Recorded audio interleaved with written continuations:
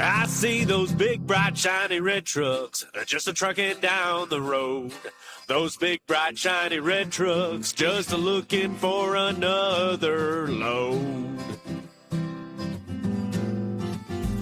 Well, it's a family tradition, any Rocky Mountain day. Our fathers before us showed us the way. We work for asphalt cowboys and concrete kings, but that's never been a problem, because we got diesel in our veins. We've got diesel in our veins. I see those big, bright, shiny red trucks. What's up, everybody? Welcome back to the Channel 23 podcast. The purpose of this podcast is to reach out and touch a fleet, to engage and inform everyone with all things JFW. In the studio today, we got Jim White, Brother Dave White, Super Dave Weldon, and our special guest, Jared Flinn, who is the co-founder of bulkloads.com. Welcome, man. Morning, everybody. Hi, everybody. Morning. Jared, who's the other founder? Matt Ferdine is his name. So we partnered up in 2010 and 11. So Okay. Matt, we're in Springfield, Missouri. Matt resides in San Diego, California. Okay. So he's the tech. behind it. Gotcha. Yeah, we're a tech company. He's the tech. Gotcha. Well, we appreciate you being here today.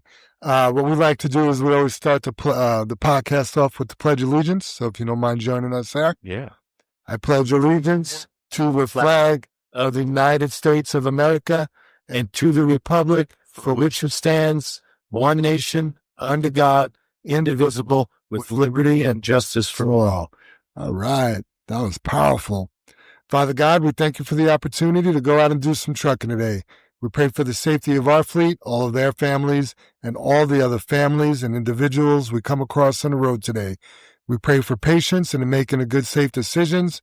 We pray to be accident-free and that we all make it back to the comfort of our homes this evening. We pray for healing and 100% recovery for all of our family members that are ill. No matter what, we trust you, God. It's in Jesus' name we pray. Amen. Amen. Hey, Jam, I want to throw something out there. I talked to Stingray last week, Yeah. and he had some complications. So Mike Wickbroach, you guys, he got some bad news. Cancer's back. And obviously he was pretty broke up about it and stuff, but I just want to mention him today. Yeah. He's been with us a long time. I think 18 years, 17 years, something like that. He is part of the family. Yeah. And he needs some extra prayers. So I definitely want to mention Mike. Yep. Definitely praying for you, Mike. As a reminder, anything you hear in today's podcast is not the opinion of JFWs or the opinion of bulkloads.com. It's just the opinion of the five men in this room. Can we blame the tech guy, though? That's right. Yeah, we can. I want to blame Thatcher. It's all his fault. Episode 201 had 296 downloads. We are at 101.9 thousand total downloads, and we have 814 followers. That's great. Wow, That's awesome. awesome. I was talking to Levi earlier. He was telling me about your guys' stats, and we want to talk about a following.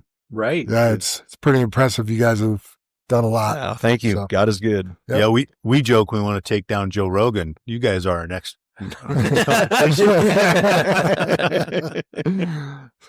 Jared, we warned you, we do have a dad joke Yep. challenge, and we always make our guests go first. Okay. I think I got a good one, and it's industry related. Okay. Great.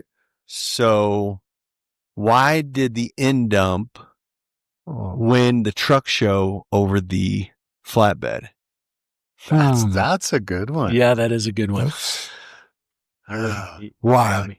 He was a little bulkier. I like that. Nice. We'll just go around the table, Brother Dave. That's great. I'm worried we've done this one before, but what do a tick and the Eiffel Tower have in common? If we did, I don't remember. They're both parasites. We have not done that before. That's good. Well, I've seen it before. Well, I'm pretty sure I found a new one, you guys. So what does an elevator do when it stops working? Sets down. I don't know. Nothing. It just stares. Wow. That's pretty good. That is a good one. Good. That is. So, did you know I can't take my dog to the dog park because the ducks keep trying to bite him? So something about Wonder Bread. Close. I shouldn't have never bought a purebred dog. Oh, there you go. Yeah. Well, mine's a little racier. Did you have another one, Sue? I've got 3 of them Oh, usually, but keep you going. want to? No, go. Okay. Why are teddy bears never hungry? Don't Because know. they're stuffed. Yes, Dave. Good job. Good job. And what do you get from a pampered cow? We might have done this one before. Oh, a pampered cow. Yeah. Trying to It's pretty think. obvious. Apparently not.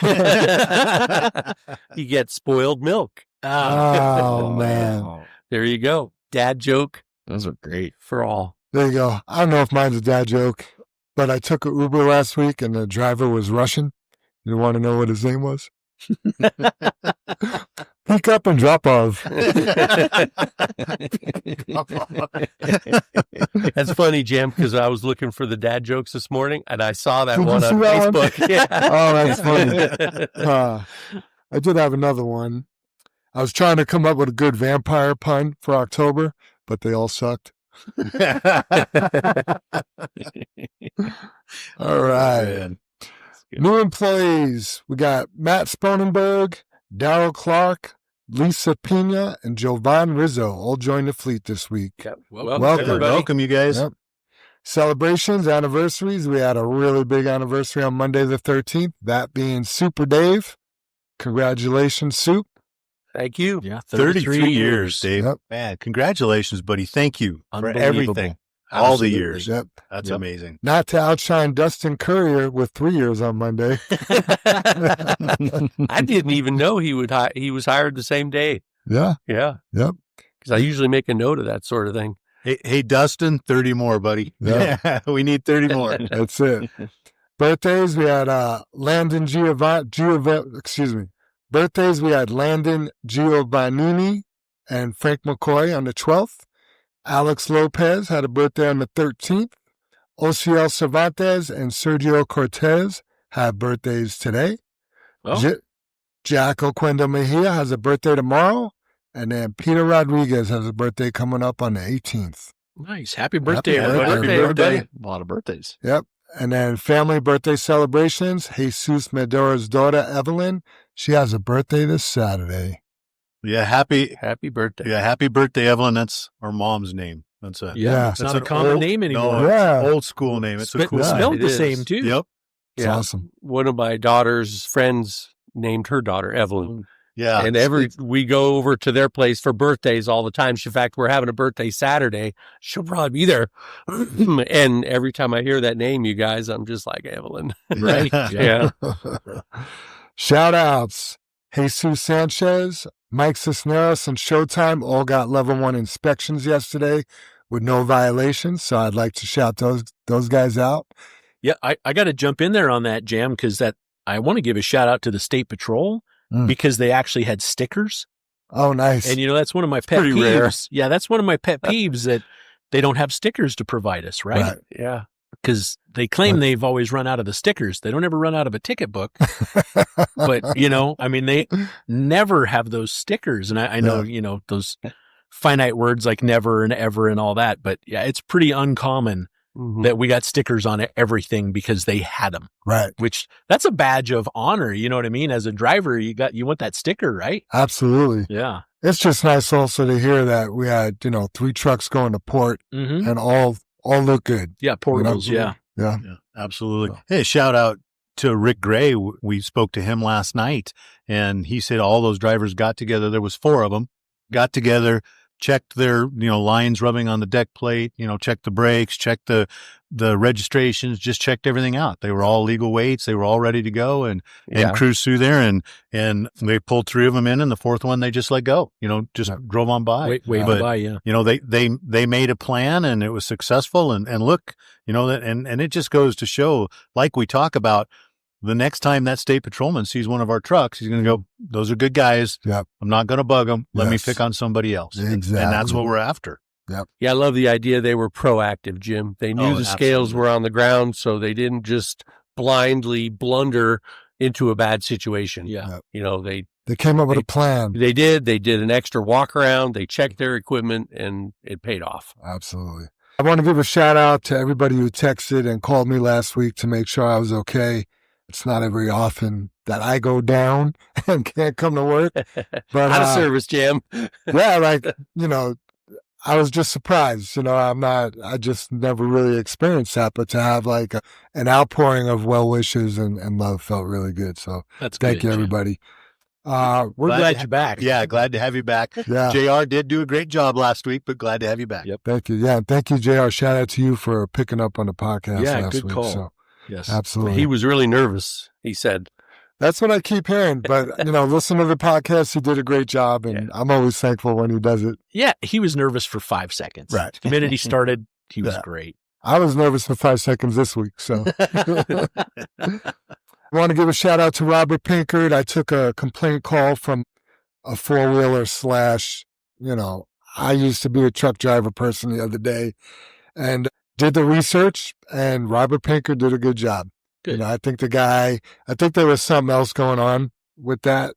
But yeah, it just turned out he was in the middle lane, didn't change lanes excessively was a complaint call, and he was just out there doing a good job Cadillacing. So That's I awesome. appreciate it. Yep. And there's where the cameras come in for the good. Oh yeah. or Absolutely. it's a good thing to have the cameras. Yeah. You can look. You can Exonerates us. Yep. Yeah. Absolutely. And the thing is too, is like the caller ID said anonymous, it was one thing. And then, once I told the guy, oh yeah, I'll check the inward and outward facing cameras. Would you like a call back? No, I don't need a call back. Yeah, I bet you don't, buddy. So good stuff. John Jordan wants to give a shout out to Todd Dolan, 0090, and Dustin Courier and 0053. He had some tarp issues last Friday, and these guys both stepped in and helped out, got him loaded and tarped and untarped. So great that's job, guys. awesome. Yep. And then Ted Torres, he wants to give a shout out to Showtime for help over at the Foothills Landscape the other day. And then definitely last but not least on my shout outs is a shout out to the Bulk Loads crew, everybody who's here today. Me and Levi, we've been talking for a few months, but to see it all come into fruition, if you guys fly out and be here at 5 a.m, that's pretty cool. So thanks for hanging out and waking up early to hang out with us. Yeah, our pleasure. Yep. Any other shout outs, guys? I don't think so. I'm not. I'll throw one out there to internally all of our teams that are working with McLeod Oh, yeah. and fighting Mhm. that battle. And I mean, it is a lot when we take on a new program like that and, dispatch and HR and payroll and all of that. And I mean, they're putting in some OT and pulling some hair out and grinding some teeth to get things done. Oh, So, yeah. of course, on the outside, it always looks flawless, but on the inside, they're crushing it and killing it and trying to get everything figured out, right? You know what I mean? Absolutely. Every time there's a new system that comes in, there's always some fingernails on the chalkboard, so to speak. It doesn't feel good when you hear Right. it. Yeah, I Speaking know. our Joe, language. yeah, Joe and Kathy came in on Sunday, try to catch up Yeah. anyway. And then when we were finished with our meeting last night, it was almost 6:30. They were all there. Right. Yep. I saw him, Dave. Yeah. Ann came in on Saturday. She came walking in the door. I was like, what are you doing here? That's how much they care. Yeah, Yep. You know? Absolutely. No Making doubt. it right. absolutely. Drivers doing it right this week.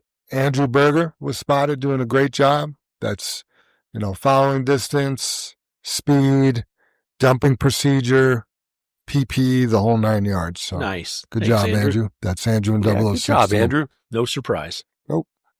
Let me pull this up from Joanne. Speaking of Joanne, as far as discussion topics go, Joanne's got a, here we go. Can you please announce not to look up on their Sidekick app for your driver settlement?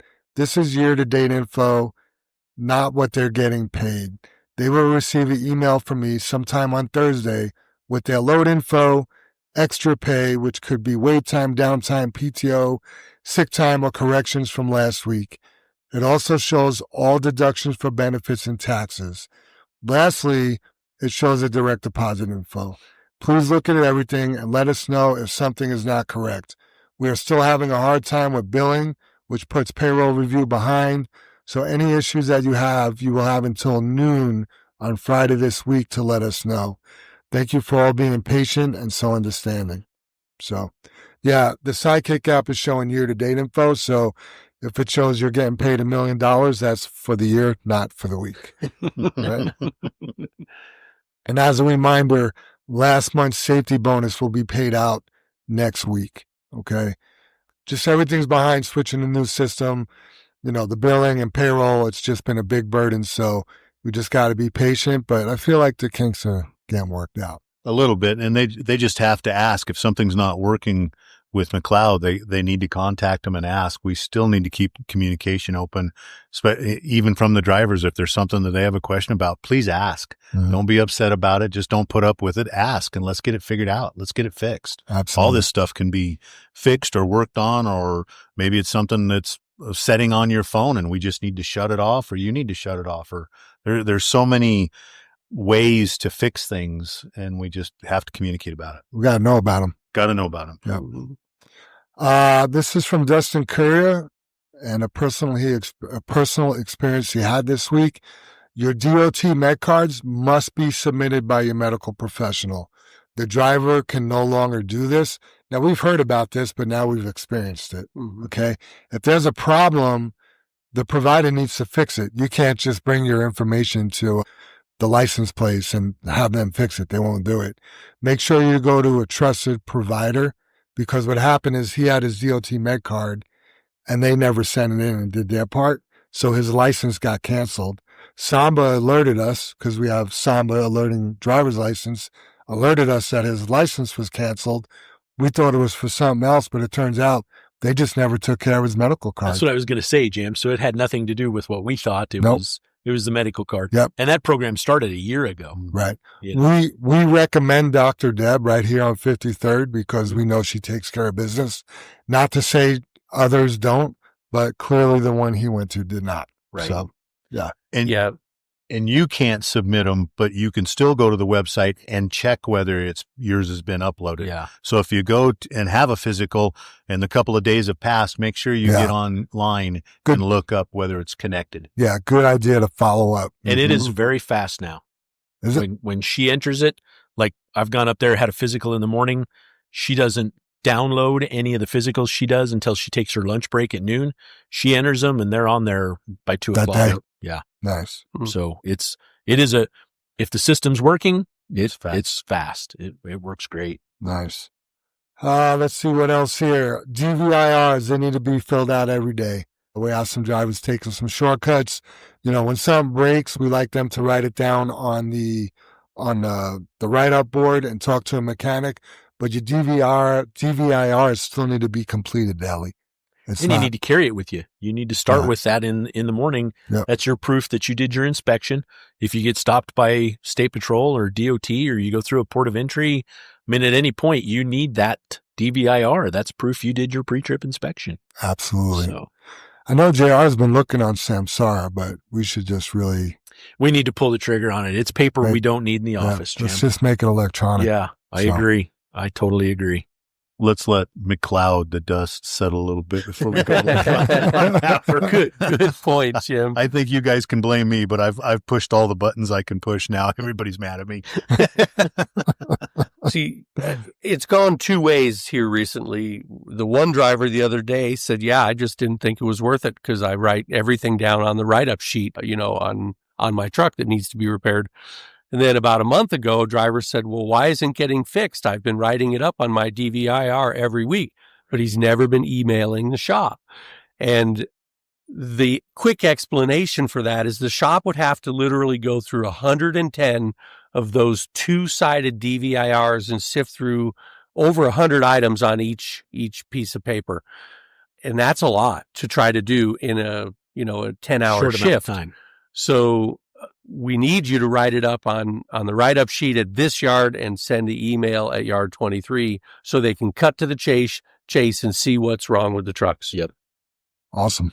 Let's see from Ann. Friday is the last day for calendar submissions. If you want to be part of the calendar contest, that's a fun little program we have where drivers take pictures of their trucks and some beautiful sunsets or whatever they're doing, and you can win some cash. I think grand prize is $500. Am I right? For the cover? First place. Yep. First place. For the cover photo. That's the cover photo, right? And then each month is 100, right? Yes. And then is there a backup for the month that's 50? Yeah, the honorable mention. Yeah. So, I mean, there's a lot We've had the last 2 years, we've had so many photos turned in, so many great photos turned in.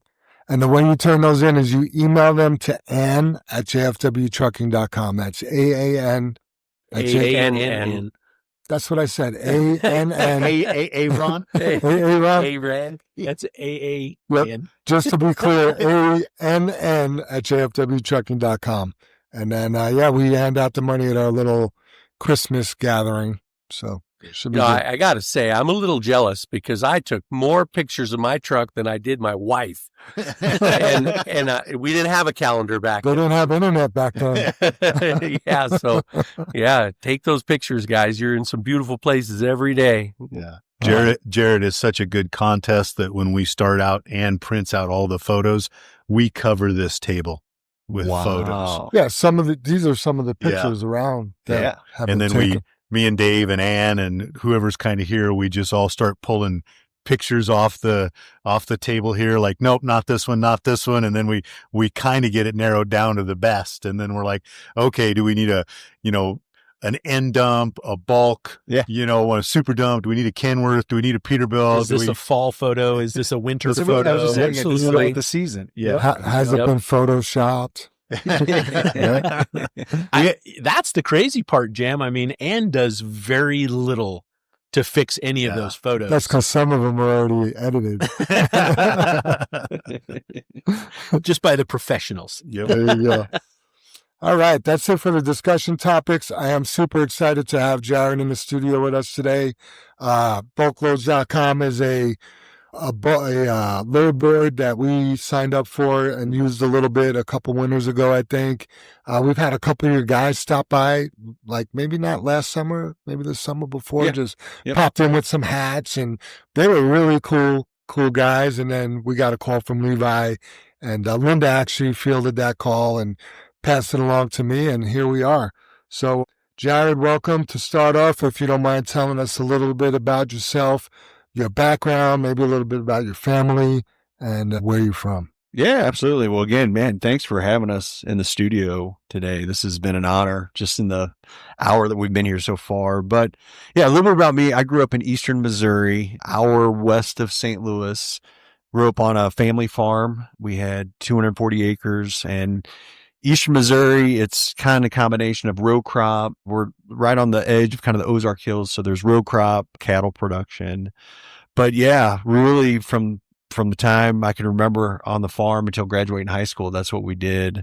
My dad and uncle actually had a sawmill. And so we did the crops and the hay and livestock. But for us, our family specifically, we had a sawmill. So in our area, there's a lot of timber production, hardwoods. So we made railroad ties and pallets. Wow. So that's really where I cut my teeth doing that. Cut your wood. Yeah. I cut my fingers off too. True story.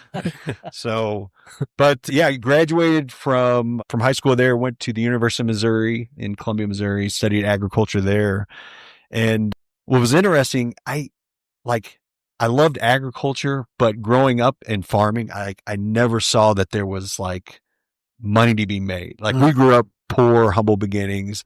And to be honest, I didn't really want to do anything agriculture related. Like I wanted to go out and make money, and I wanted to provide. But I went to Missouri to study agriculture because it's what I knew. And lo and behold, right after I graduated, it was right after post 9/11, which you all are old enough to remember that. And the job market, there was nothing out there.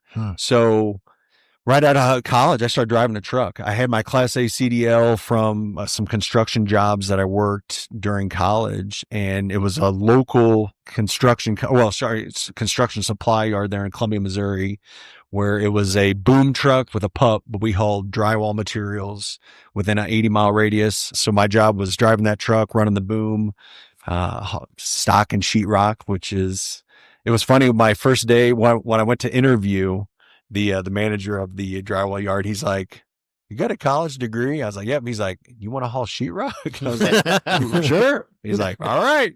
come on board. But anyways, I ended up loving it. And I really loved, and I think this is why a lot of your drivers, I love being on the road. I love kind of being my own boss because, you know, you get your load, you go out there and you're a little bit of your own boss and kind of making your own time. But enjoyed that. Well, my manager saw that I had a little bit more knowledge than he wanted to see me do more. And he said, "Hey, would you want to come inside and start dispatching?" I said, "Sure." So he brought me in and started dispatching the trucks out of the yard, and then also started getting me involved with inside sales. And that's where, you know, I took some business classes in college, but that's where I really learned P&Ls and inventory turns and all that. And just started, I love curiosity. I love trying to, you know, earlier we were talking about creating things and innovating. Like that's what gets me excited, just like understanding how things work. But I started looking at these P&Ls and started looking at how the company made money. And I said, well, wow, can't we, you know, make margins lower here because this stuff's easier to deliver. But anyways, make a short story. The company that I was there within 6 months, we went from, I think it was like 200,000 in revenue to almost 600,000. I mean, we just started going more. And I credit it to just like my manager, we were working together and I was like, wow, this is kind of fun. Like you can kind of see how the company's making money. Right. So that's where I got my start. I started learning. I had an agriculture background. I started driving that truck. Well, like a lot of people, you meet a woman, and at that time I met a woman. She was living in Kansas City, and we started getting serious. So I wanted to move to Kansas City, which is like 2.5 hours west, and put my resume online. And it was like, I can remember I was actually driving the truck one day and I get a phone call, and it's this recruiter, and he's like, "Hey, my name's Andy Traub from Bartlett Grain." I'm like, "Bartlett Grain? I have no idea who that is." And he's like, "I'd like to ask you a few questions." And we started having this conversation. And he said, "I see you got ag background and some trucking experience. We're looking for someone to do that for our company." I was like, "Well, yeah, I'm looking for a job." So I went up there and interviewed. And at that time, the company was at the Kansas City Board of Trade building. So I go up, again, small farm kid.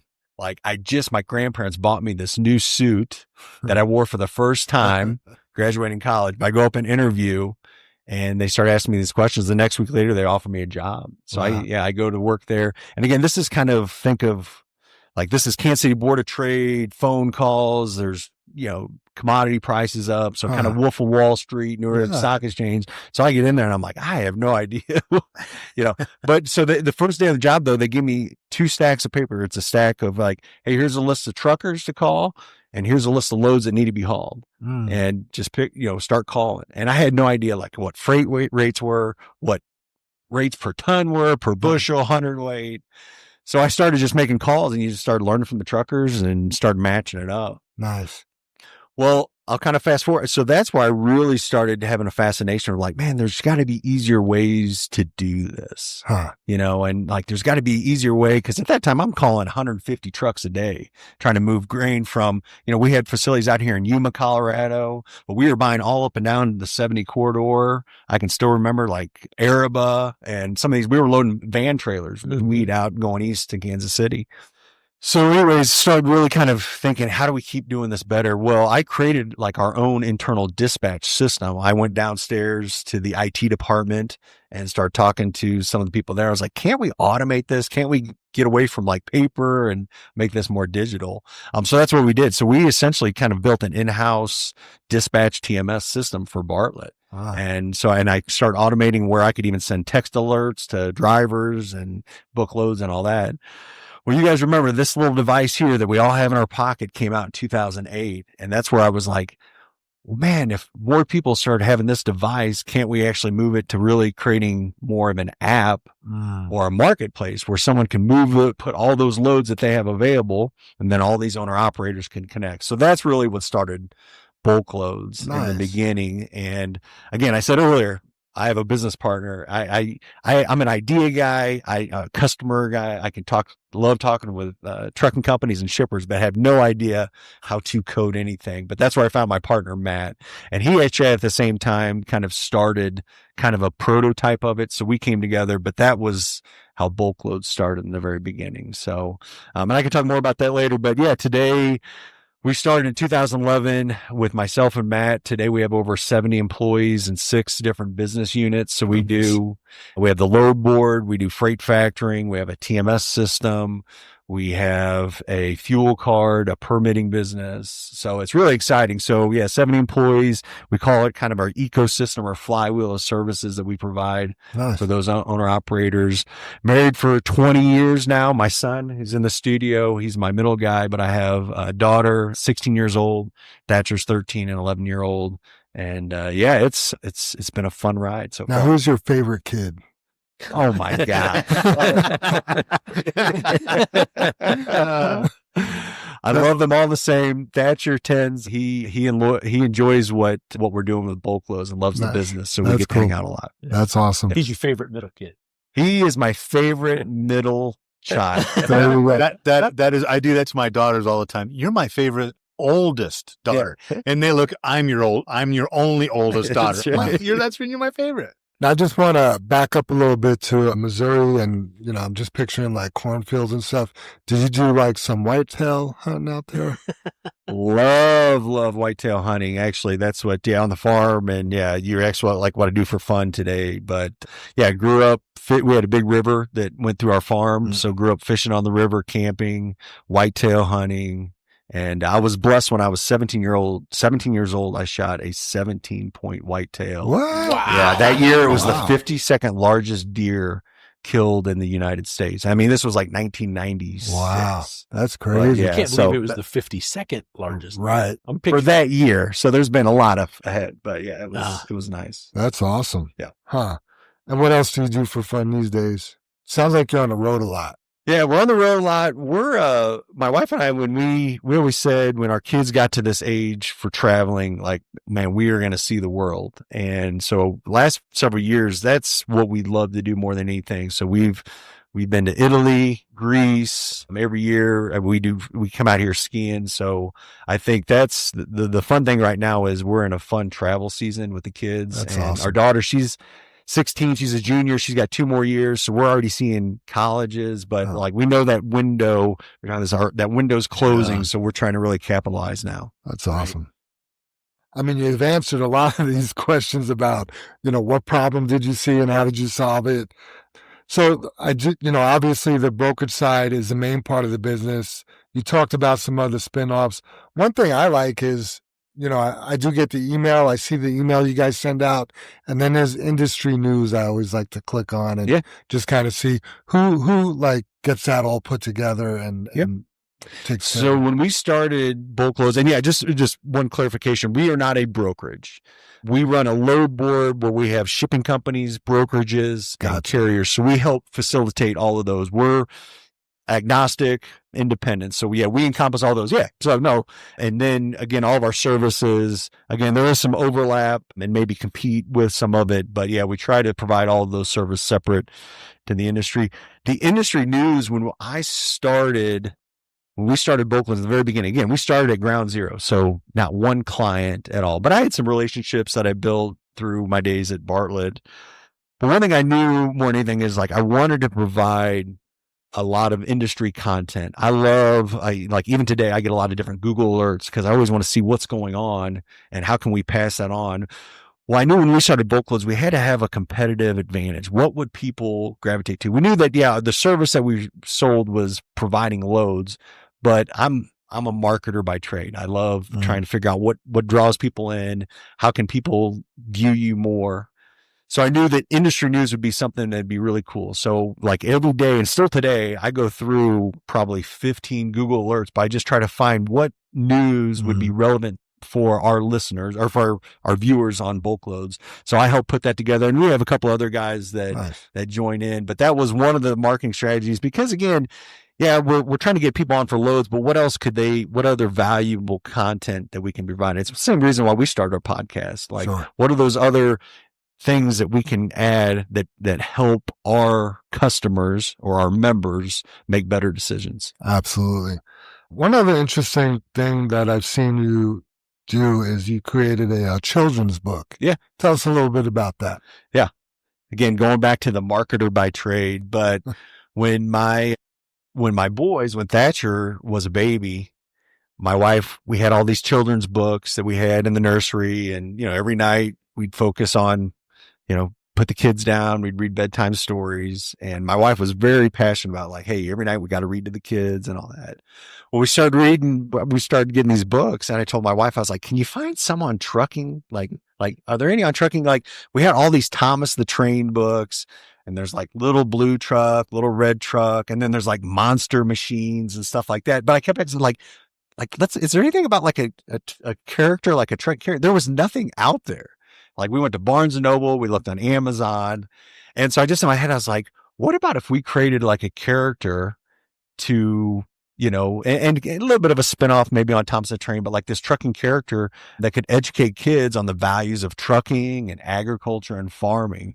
So I started just doodling, and I loved art as a kid. In high school and even college, I took some art classes. So I just started sketching just images of kind of a toy character. And I named him Sam. My dad's name's Sam. So I thought, and then obviously Semi Sam, kind of a play on. So that's kind of where the name comes. But I started sketching different characters. So, hey, can we have, a refrigerator guy, Ronnie Reefer? Can we do a Larry Livestock Hauler and all these? But then put together this storyline. And again, if you look at, all of us love stories. Like that's what we're drawn to. But can you create a really good storyline with a really good meaning that provides value to the kids and value to trucking? So that's how Semi Sam got started. But what's interesting, so I started sketching when he was a baby. He's 13 now, but it wasn't till 6 years later. So I put those sketches, and just like anybody else, you look at him, you're like, people are going to think this is silly. This isn't who I am. Like, I got other things to do, busy, all that. So I put them all in the show. It was 2020. I was getting busy. We were growing some of these other business units. We hired this virtual assistant, and this lady, she found these sketches, and she's like, what are these? I was like, oh, it was this silly idea I had about this book. And she's like, well, these are kind of cool. You should try to get, I have no idea how to get it from these sketches into an actual book, right? How to get it published or how to get this out there. And she's like, I can figure that out. So she actually started taking the sketches and put them into an actually book form and found a publisher. And we got them published. And today we have 6 different Semi Sam stories. You can find them on Amazon. Just type in Semi Sam. We also have them available. But more than anything, like the idea was never to have a business out of it. Sure. And what's crazy is like, I say this all the time, and like I get a check every month from Amazon on sales on these books. Like I have no idea. Like they just keep printing, and it's kind of like a nice mailbox money, like $500-600 a month. But anyways, we do it more though. We print and have thousands sent to our office, and we take them out when we go to visit people. Mm-hmm. We take them to truck shows, to parades to really benefit. And I'll say this, and it just, I love what you guys are doing here because you're encompassing the birthdays and anniversaries. This is what we do for bulk loads. When we go out, it's not just about that driver or the husband or wife if she's driving, but it's like, it's the children, and how can we touch the hearts of those people? Because it's one thing when you're focused just on the driver, and that's important. But when you're focused on the family and doing more, you're saying you're all in. It's a lot more than just the job. Yeah. To that point, one of the things we do here is on the driver's anniversary, we send the spouse gift card for putting up with us.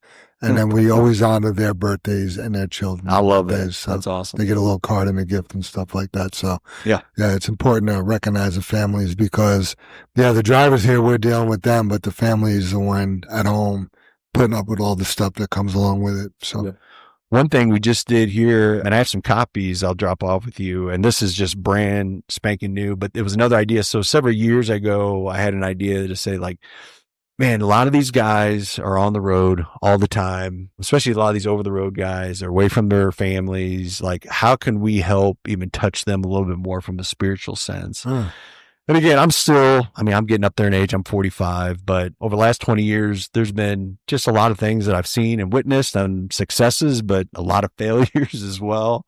And I get a lot of people that always ask me questions about how the journey and how you said. So I started actually writing these devotional, and I just started putting a collection of like everything, the trials that I've had from a kid all the way till starting a business, the road bumps, the successes and all that. And so we put it together. So we actually just launched it a month ago, but it's a 52-week devotional. And everyone, you got one a week, but it's just a quick story of something maybe that happened, in my lifetime or something I experienced. It's coupled with some scripture. Nice. And then there's a journaling page. And one thing, I'll tell this story, and it's twofold. I am not a writer. And again, I have ADHD. I get unfocused, but it was probably 20 years ago, before I started bulk loads, I started journaling. And I don't know if any of y'all here journal. I highly recommend it, but I'm not a journal. That's not me. I thought that was something girls do, and they have a little diary and all that. But I started just journaling my thoughts, and it was almost like prayers and petitions to God of like, hey, things that are going on in my life, the struggles that I'm having, aspirations, the dreams I want to have. Well, I'd go into phases and I'd stop. Well, last year we hosted an industry conference. This year we're getting ready to celebrate our fourth annual bulk loads conference. And I started thinking about like, hey, what can I do? What can I speak in front? Because we have like 800 people that come to this conference. Wow. And what can I do to help influence? And I'm thinking big picture. And I started praying about it. And again, there was this voice. And again, I've never heard God's voice, but this prompting, and it was like, go look at this journal, your old journal.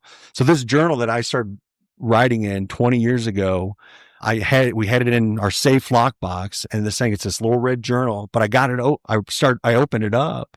It was all dusty. I'm wiping it off, and I'm start reading it. And I could read these old journal entries of like my prayers and such deep stuff. But I remember there was a part in there, like I started talking about starting bulk loads, and like, I remember I wrote in there specifically, like, I want this so bad. I can feel it. Like I have dreams, stuff. But I started reading those old petitions, and it was just cool. Cause I was like, wow, God does answer prayers. Absolutely. I love that. He does answer prayers. But anyways, so I say all that, it made me, when I was thinking about this devotional, it's like, I want to encourage more people, especially men out on the road, like, man, draft your thoughts down there, because it can, it can get up here and it can spin around, but if you can start drafting out, man, it's amazing what your brain can come up with, and especially if you start putting it down and then going back and looking at that. So that's the reason for the devotional, and we have them available. They're on Amazon. We have some. We're happy to give them out to people as well. I'd love to check that out. Yeah, absolutely. Yeah. The only time of the year I do journal when I'm hunting.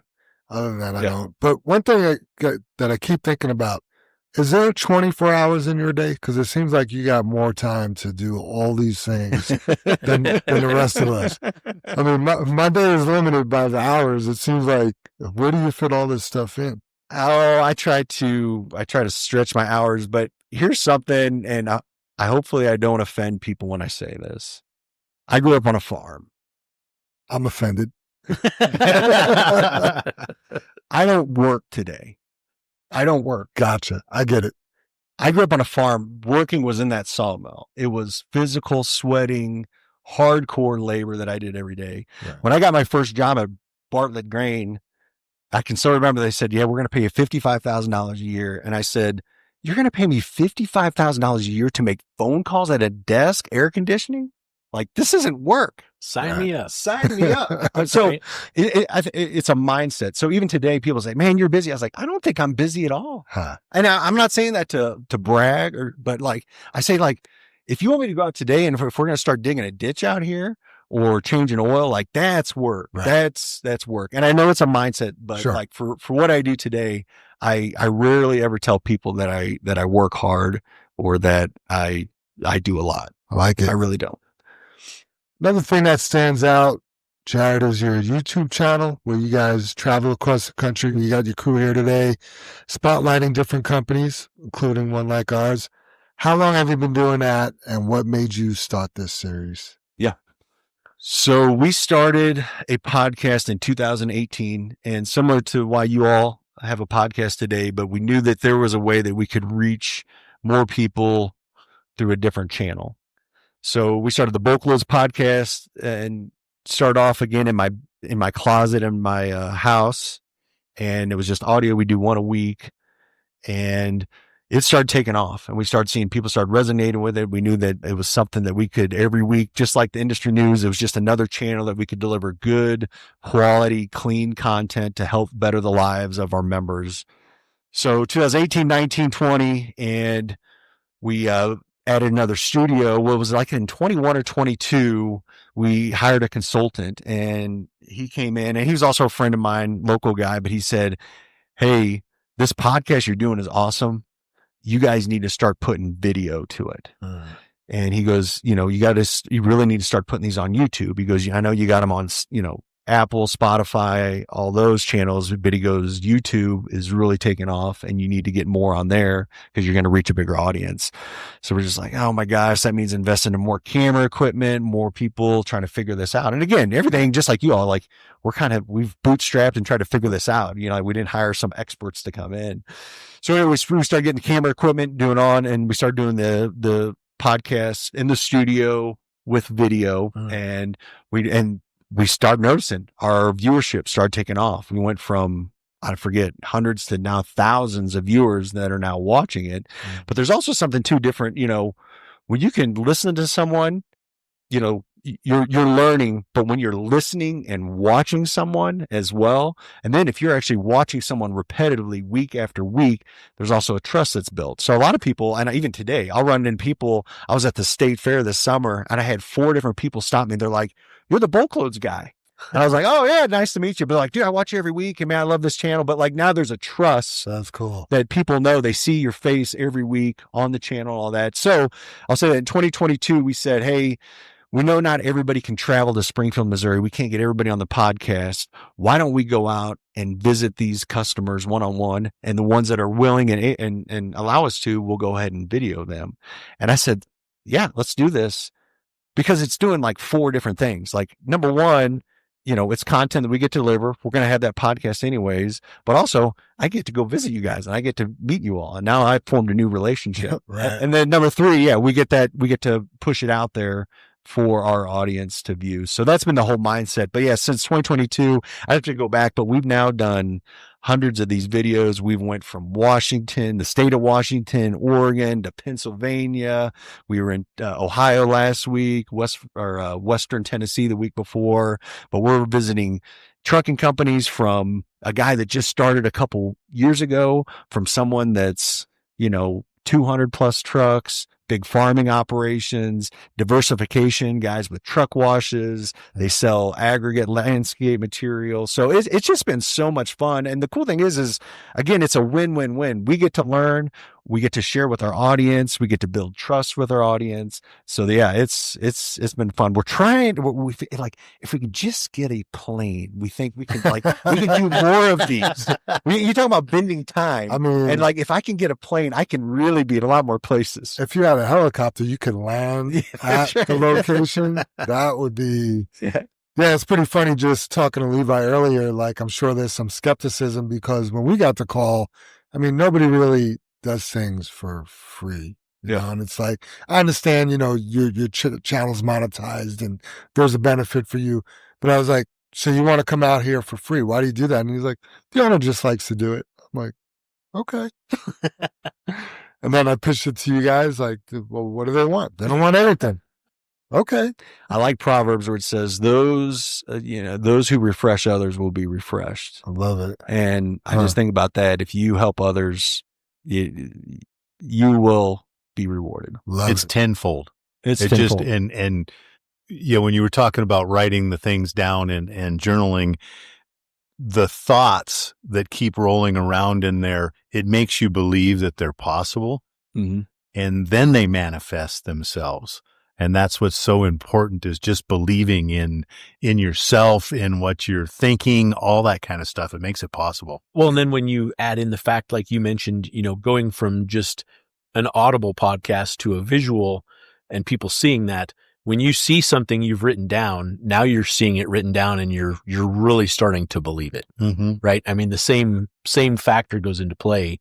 And, it's interesting. I just watched an interview with Matthew McConaughey, and he's really pushing journaling. Mm-hmm. And I was kind of taken back by it. And then it's so interesting that you're talking about it. Right. So yeah, very, Very cool stuff. We are, as humans, we forget a lot. Sure. And then we also don't see progress. And I think when you write things down, you remember them more, but you also see, again, it's about the journey. And sometimes we look every day and like they call it the gap in the game. We don't think we're, every day we're not getting better, but we are, but it's hard every day because like you all as business owners, every day we're striving to be better and we keep looking at the future.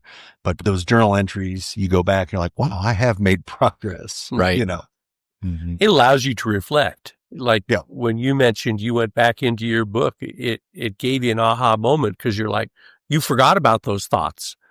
And then they came to the forefront again and you're like, ooh, I had some good ideas, right? Yeah. So it was very emotional. I mean, I cried. It was just like, I was like, oh my gosh, these thoughts and these things I wrote, like they magically came true. And they didn't magically come true, but like, it was just amazing how the things that you write and journal, if you're steadfast with them, got answers. The hardest part, I think, is time to sit down and say, okay, make a block of, 15 minutes a day.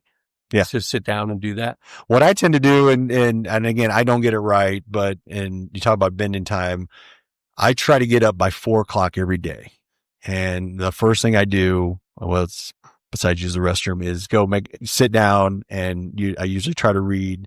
And you gotta talk about this because I want this to be encouraging for people listening out there. I think it's possible. Like, I am not a good reader. I've never been clinically diagnosed, but I think there's some kind of ADHD or AD. I have a hard time focusing. But my wife a couple years ago, because I always said I wanted to read the whole Bible. But I was like, how do I start? And this is just so, she bought me a 365 Bible. So it's just little snippets every day, but then 1 year you can read the whole thing. Mm-hmm. And I started doing that. But I still even had trouble with that. So for me, I have to listen to it and read it at the same time most mornings. And then right after that, I have a journal that I usually spend 5 minutes of journaling. So usually that block, and if I got 15, 20 minutes every morning, I think most people do. You can set your alarm and carve out there, but I've done this now I've gone up early for a lot, but this will be my second time going through the Bible. Nice. And I think it's just, you got to just those little tiny chunks. That is encouraging. I appreciate your man of faith. One thing I've been doing, and I say this to be humble, but to encourage people as well. I used to get up at 4 a.m. and then in order to do anything else in my day, I had to wake up early, and just getting up at 15 minutes earlier to pray and start the day off in prayer has been impactful. So I'd recommend that as well. Good stuff. Just a couple of questions from me, and I'm going to flip it over to Brother Dave here because he's an expert on some of these other questions. Looking across the nation right now, Jared, what are some of the positive trends you're seeing in the transportation industry? Yeah. Well, I'll say this. I think, obviously I'm biased on bulk, but you look at the general freight space right now, and there's a lot of overcapacity in the dry van, the refrigerated freight, maybe even on the flatbed freight. But dude, the bulk guys I'm talking to, these guys are killing it. Really? And I've talked to guys like they need to find more drivers right now and more equipment. And I know there's always an issue with drivers and all that, but like their customers are demanding more from them. And again, you think of bulk, and it's a wide sector. We're on the agribusiness side and there's some seasonality there, but like some of the guys I'm talking to, there's a lot of these road projects that are expanding. These cities are getting bigger. So the infrastructure, so that all requires bulk material hauling. There's even, when you look at like we were talking about this earlier, but a lot of these big corporations are having to be more efficient, recyclables, green initiatives, whether you like them or not, but that's producing a lot of opportunities in bulk. We're talking to guys that, there's a lot of things like whether it's recyclable products and all that they're moving. So that's creating more flows. So I think overall, like I said, bulk it's a great space to be in. And again, it gets its ebbs and flows, but again, that those ups and downs aren't as severe as when you look at the general freight space out there. So we're not 100% insulated and we're not recession proof, but I think there's just a lot of opportunity out there for bulk. So I'm very bullish on the bulk industry. Gotcha. And on the flip side, you seeing any negative trends across the nation? Negative trends. we discussed this earlier, and again, I think like how do we get government to a certain extent out of trucking, and I won't go into all the nitty gritties, but just some of the regulations, the DEF, that's the stuff. It's like, how do we help kind of peel back some of this stuff to a certain extent? There's just, again, I'm a free market guy, and overburdensome regulation, it's never helped any business, but especially the trucking industry. And I don't want to get on this, but some of my aspirations, down the road is I would love to help be a part of that, and from a macro standpoint, and whether it's being in Washington DC more or something like that. But that's just a dream I have, is how do I help the trucking industry prosper more than what it is? Did you write that down? I have been writing it down. And Okay. again, I think if I got to be careful. I want to be humble with it, but like if I keep speaking it, I think just like the jet, if I keep talking about the jet or plane, I'm going to speak it into existence. There you go. So I love it.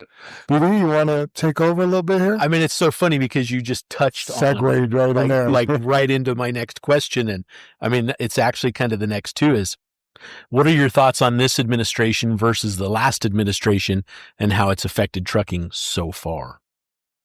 I love the proactivity that we've seen in Washington. You look at Sean Duffy, and I don't know him that well, but just from what I've been, Secretary of Transportation, I think just how proactive they've been. And I don't know if you guys subscribe, but I get the emails from anytime there's a release from the FMCSA. But I think progress is being made. And I love seeing that progress is being made. Our conference that's coming up down the road, and I thought I was like just throwing a Hail Mary, but we're going to have someone from the FMCSA from Washington come down. Oh, wow. To the and I didn't think that would ever happen, Mhm. but there's a congressman that I know up in Washington, and he was able to pull some strings and get that. So I think there's just a lot more transparency. Some of the stuff that they're rolling back, we don't get into the details of the CD or these non-domiciled CDLs, but it seems like there is progress being made. So I think there's a light at the end of the tunnel. I do love the transparency that this administration is trying to create in all aspects of the government fingers, so to speak. You know what I mean? You kind of just touched on it with the EPA, stuff like that. That's Lee Zeldin. He made an announcement that they're going to go back to pre-2009 emissions. And I just recently heard that even though they're talking about that, the intent isn't to change where we're at today. Like they're going to stay with the 0.02 emissions restriction.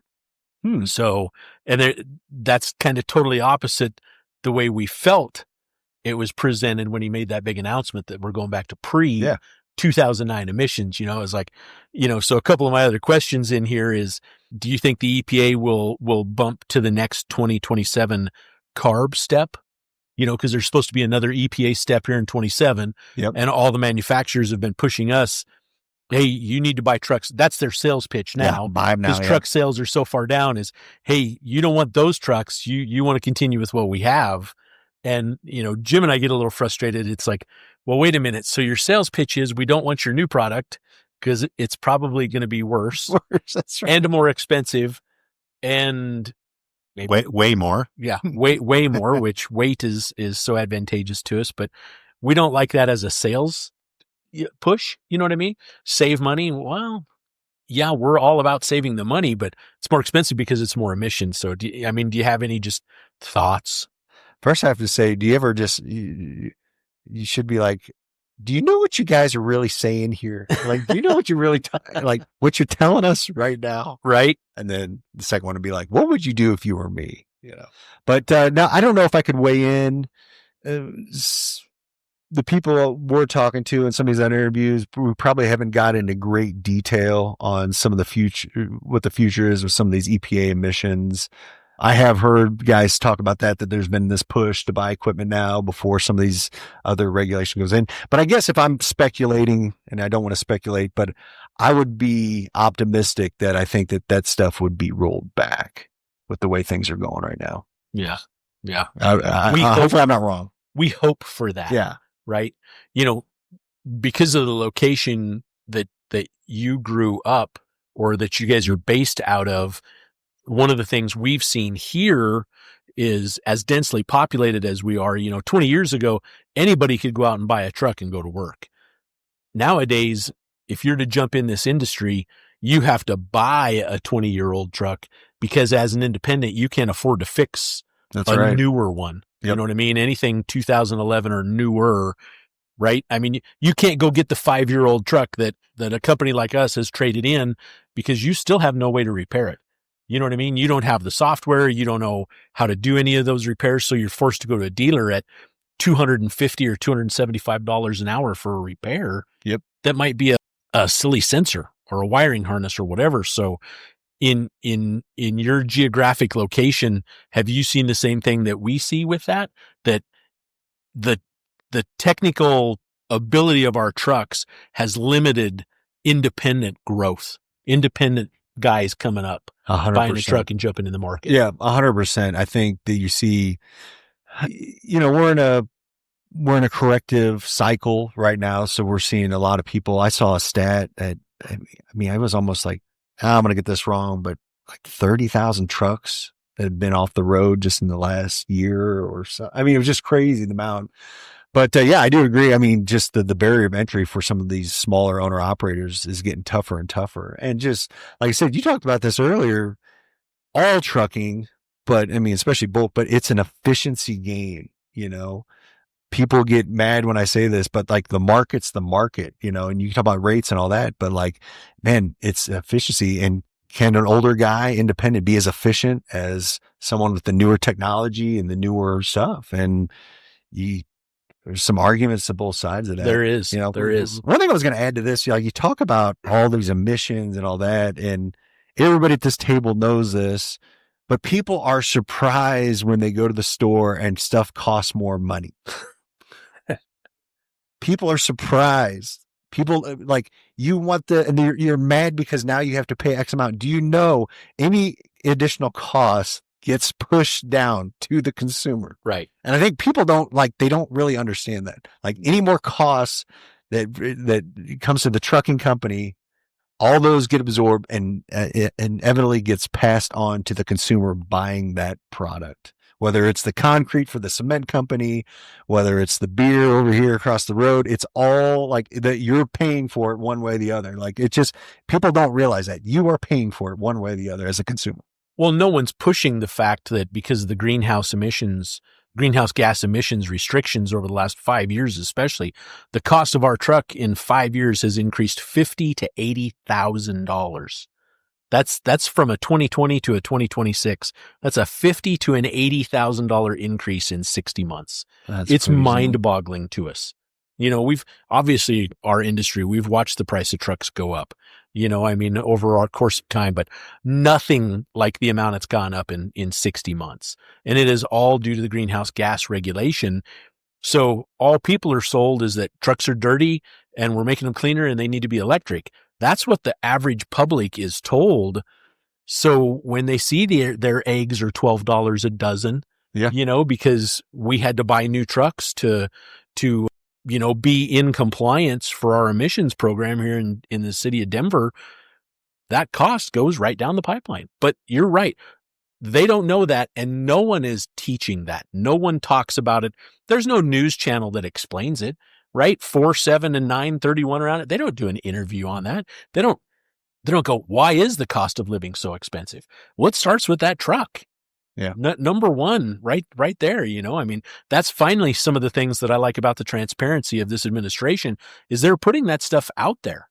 They are explaining it. So I do like that part of it. But the last thing I think we forget when we think about the U.S. population, the small percentage of people that can actually afford those prices. Mm-hmm. We forget, and all of us in this table, I'm sure we can, but if you look at the majority of the United States population, a lot of people can't pay for $12 egg. Absolutely. And $10 gallon milk. Mm-hmm. And that's where I think, there's been some administrations that have got it wrong there. Yeah. Yep. I think that affects too when the cost of our trucks and all that kind of stuff keeps going up, then we can't pay the wages either that our employees are due to be able to make because we've spent all this money on the product to try to deliver the stuff.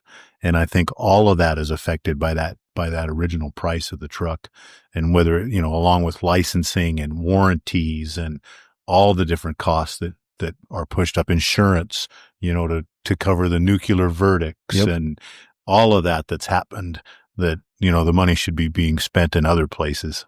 Yeah. So that was all my questions, Okay. Jim. I think Jim had a couple on here. yeah, I'm not on my phone. I'm looking at my phone to get the questions here. Jared, through your travels and stuff, let me get down here. I actually lost it. What do you hear from other trucking companies or even in your business and stuff like that? What's an attraction to drivers? Have anything that you've keyed in on with the other companies that to attract a driver, to recruit a driver? What's the secret sauce? Yeah. What is the secret sauce? I think you guys are hitting the nail on the head. So, there's just been some nuggets that I've gathered here just in the short time talking. Some of the ones that I've realized, and you guys have done this, like it's rewarding there, when you talked about anniversaries and birthdays, but even gift cards to the spouses, I think those are things that really stand out that they can be doing. Man, that's a really good question, because I don't know if I can add any more than what you guys are really doing. I think if I could sum it up, I think drivers, and this is all humans, employees too. And one thing I try to do, but like drivers want to be seen and heard. People want to be seen and heard. So how do you keep making sure the guys that are on the road are being seen for what they're doing and they have a voice to be heard on? And I think if you keep doing that, and however that falls or shakes down into different plans of action, but that's one thing we do as an organization. We're always trying to think about, like, how do we make sure people, that there isn't a driver out there that nobody hasn't talked to in a while, and nobody, all that. I think, I may add to that. This isn't a drive. I thought that maybe you can relate to this. So we did a episode last month that hasn't aired yet, but we went to Tempty Trailers in David City, Nebraska. I thought this was really cool. They have, 5 different assembly lines, and they're pumping out like 28 hopper trailers a day. Once a month, someone on that assembly line has to make a call out to one of the customers. And they have to call that customer and be like, hey, how do you like the trailer? Would love some feedback. But so this is someone that's not forward facing with the customer, with the farmer or trucking company owner, fleet guy, but they make a call every month and get feedback. I think that's brilliant. Like, how could you incorporate, like, I'm trying to think, how do we incorporate that? Cause I went back, I was like, what people do we not have on our front line at bulk loads that can call that driver and be like, how are the services going? How could this be better? How could we do a better job of this? So that's one thing that I just love, is like, how do you get those people that maybe aren't on the front line interacting with those people? And because again, you don't realize when you got, what'd you guys say, 170 employees here, you got a lot of brains and a lot of great ideas. Can you keep fostering that? And you may already be doing that, but sometimes it's maybe that person that's out there driving the truck that might have the best idea, right? Next big company decision. So that'd be my encouragement. Absolutely. Like that. Absolutely. Good point. And not to correct it, but 150 employees. And we fluctuate from probably 140 to 150. We'd always try to have extra drivers. That's kind of the fluctuation. Something that we started doing, and I have another question to go along with this, but something we started doing is, 3 years ago, I believe it is we noticed that the guys that are doing a really good job, Jared, that we just never hear from. They don't have an accident. They don't have a problem with a customer. They don't have a problem picking up material. They don't have problems with their trucks. They're just out there just trucking, and we don't talk to them because there's no problem. So we nicknamed them our silent warriors. Ooh, they're out there in the battle. They're warriors. And we started having a luncheon every year to recognize them, because you are here on time. You don't call out, the public doesn't call in on you, all this criteria. Accident-free. And we have this group of silent warriors that we give a coin to recognize them as their achievement. It has a saying on it, what they started doing. And there was just that group that, man, we're missing you. You're amazing people. Nobody say anything. Nobody says the words to you. Not one word. And so we try to start recognizing that part of it. And then the other thing is what in your company, in your ecosystem that you have, and the system that we've tried to build, we feel like sometimes we have too many rules. We got the FMCSA, we have all our company rules, we have, the rules from the pit, we have the rules where we're delivering, we have all this. Do you think we phone use, for example, is a rule? We can't have it. It's a safety issue, different things like that. Do you think drivers, or have you heard that we have too many rules for our drivers out there, or anything like that? Do you have a thought on that? Yeah, I think I've heard that before, but you got to think in this industry, we're in a different game in safety. Like this is a safety game where, versus, I don't want to, other occupations, like you're not out there with an 80,000 pound missile going down the highway, and there's just got to be certain protocols. Like there's got to be a zero tolerance on phone usage and some of these others like that. I will add, and I don't know if this incorporates, but with our organization, we have in our hallway, there's a saying we say, it says, always do the right thing. Because people are always like, well, what do you want me to do? And I'm like, just do the right thing. Like, and again, it's trying to put empowerment back onto the employer, the driver, to be like, hey, right from wrong. Always do the right thing, and you will always be rewarded. So that's number one. There's also a book that I read last year. So Reed Hastings, the co-founder of Netflix, he's got a book. It's called No Rules, Rules. And basically what it means is like Netflix, they've really limited the amount of rules that they have in their organization because they think it kind of stifles creativity. And again, it's a different organization. But there's something you can learn from that. Highly recommend reading that book. But he just talks about like they give the employees so much more bandwidth to figure things out. Like there's no vacation policy. Like, hey, you're a big boy. You can figure out when to do. Like for us, we have unlimited PTO at Bulk Loads. And like you said, you should be qualified enough. Like you're an adult, figure out what's enough at vacation time, same with sick leave and stuff like that. So I think those are the things like that they incorporate, I think I've heard too, there's another book. Over the last 20 years, I try to study the masters in the industry. So we're trying to read about Jobs and Musk, but his name's Horst, I'm getting it wrong, but the founder of Ritz-Carlton, one thing that they do to all their employees, so they have a rule that anyone can spend up to $500 on, so if you have a guest coming in, you have free range. You don't have to ask for permission to spend $500 on that guest. And there have been instances where, someone has lost a luggage or a phone or whatever, and they have an employee that goes out and buys that for them. And you got to read the book. There's just some really cool things, but like, that's one thing I want to encourage. Like, how do we encourage our employees to go do those things above and beyond? If there's a customer out there and there's a need, don't ask, just go do it, and those are things too. When you talk about marketing and branding and advertisers, like those are the things, like your employees are your brand. Absolutely. And they're advertising, they're your word of mouth, they're your recruiter more than anyone else. So how do you keep pushing that power to them to make those decisions? Yeah. They're the last one to see our customer. They're the last ones. Yeah. Yep. Yeah. You can admit your customers, they probably, I'm just saying, but like they see their face more than they ever see your face. Absolutely. Yeah. Absolutely. Like when they think of JFW, they're psychologically thinking of that driver more than anything else, more than the brand name, whatever, because it's that human experience, that human emotion that they have with that driver. Yep. Absolutely. Absolutely. Yeah. I love that about, we have, and Super Dave will do it. We have the high road piece that he reads, and it's something inspirational. And then we call it being on the low road. And the low road, it's easy to be on the low road. And just to do the right thing, that's hard. It's like being on the high road. To do the right thing is usually hard. It is. It's easy to do all this down here that's not helping anybody because it's just easy. Mm-hmm. And so, yeah, we encourage just doing the right thing and picking that out. Everybody used to joke with me here, but the proponent of putting your shopping cart away. just don't leave it on the curb someplace. Just go put it in the deal, put it back up at the store, put your shopping cart back. That's the right thing to do. Yeah. It counts someplace. Yeah. Yeah. I love that view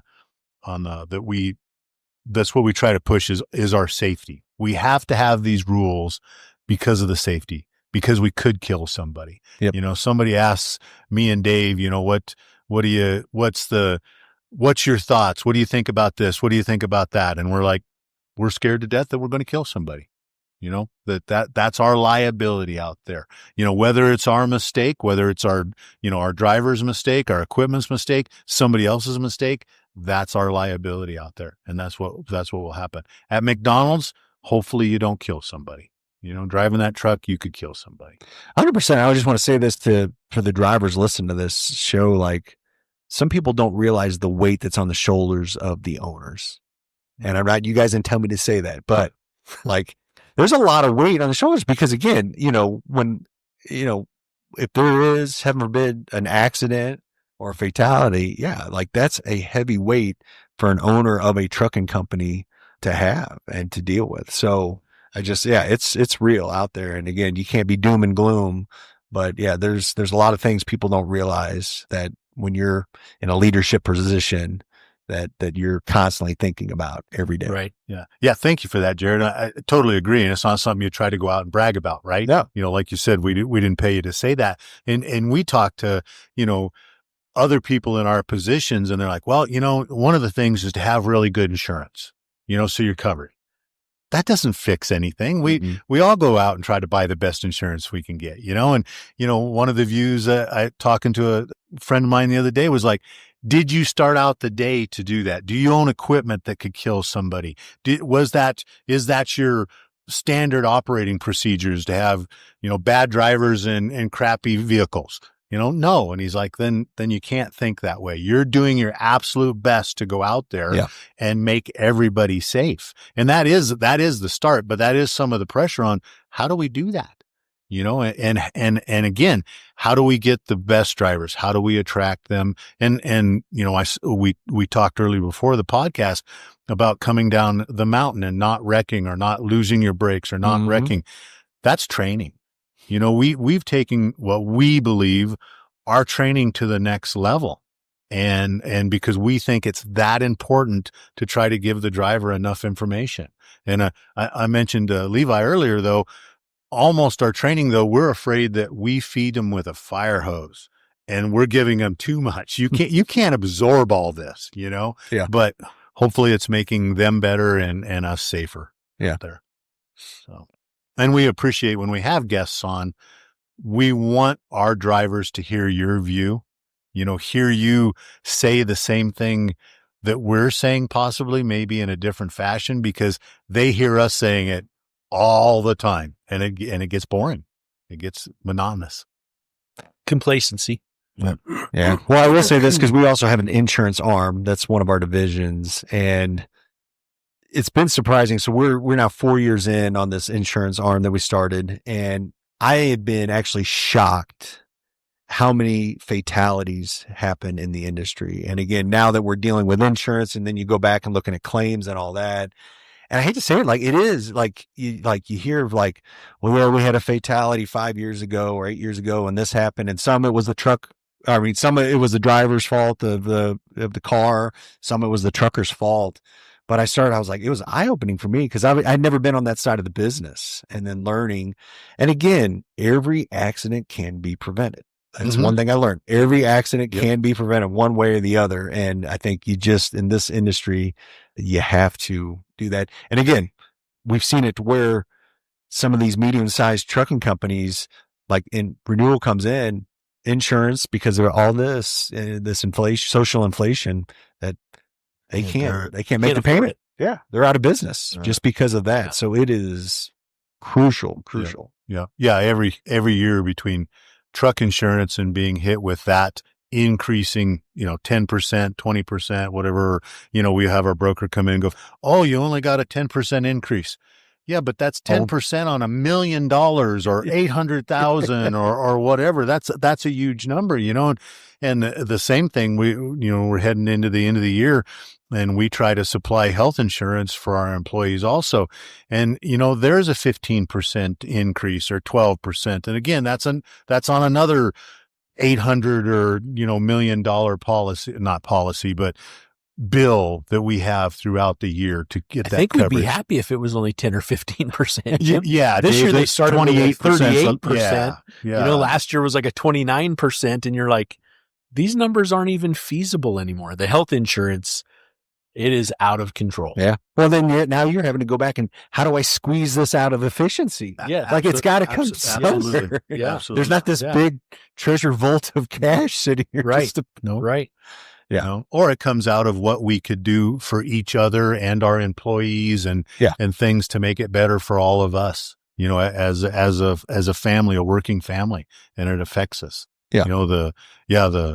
Like Dave said, the health insurance part of it is just, gosh, it's ruthless. It's out of control. And you don't get any better coverage.